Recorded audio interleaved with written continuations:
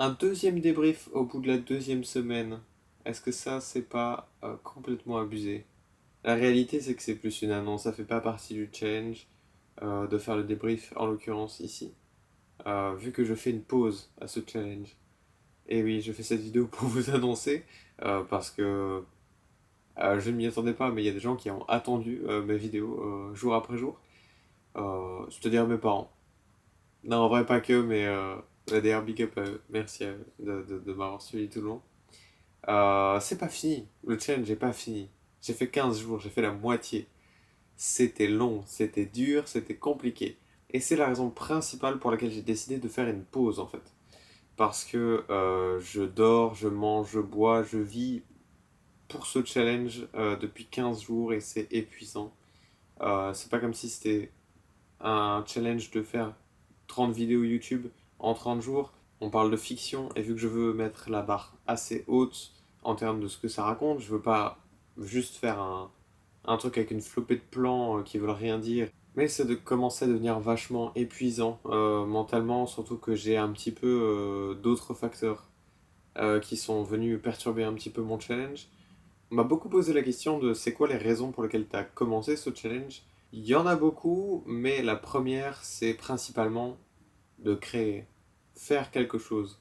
Parce que j'étais coincé dans un cercle vicieux de passivité. Vous l'aurez peut-être deviné avec ce que j'ai pu produire dans certaines vidéos, par exemple, ce que j'ai pu dire. J'étais toujours à attendre des opportunités qui ne venaient pas parce que je me bougeais pas pour atteindre ces opportunités. Et je n'ai pas décidé personnellement de commencer ce challenge. En l'occurrence, c'est un ami à moi, big up à toi Sam.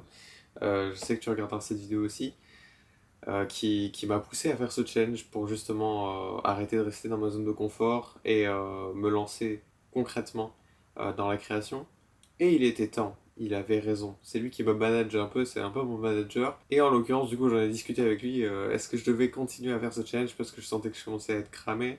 Et on s'est dit qu'une petite pause serait peut-être pas déconnant. Parce qu'en fait, de base, le raisonnement, c'était que cette semaine, j'ai 4 jours consécutifs où je ne peux pas poster de vidéo de toute manière parce que je vais travailler. Donc au départ, j'étais dans l'optique de prendre quelques jours de vacances et me relancer directement après le travail. Mais mon cher manager m'a convaincu de prendre quelques jours de congé en plus. Donc je vais reprendre le challenge. Euh, je vais regarder la date. Du coup, les vidéos reprendront d'ici début octobre, après la première semaine d'octobre, en tout cas. Et je vais sûrement arriver fort. En tout cas, c'est dans mes ambitions parce que certes, c'est des vacances, mais j'aurai plein d'idées à noter, c'est sûr. En tout cas, ce challenge m'aura appris beaucoup de choses.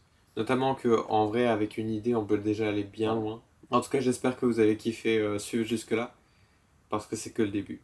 Cette année, ça va être intense. Peut-être un peu moins intense que 30 jours consécutifs de film, mais ça sera intense. Ça sera vraiment intense. En tout cas, pour moi, personnellement, ce sera intense.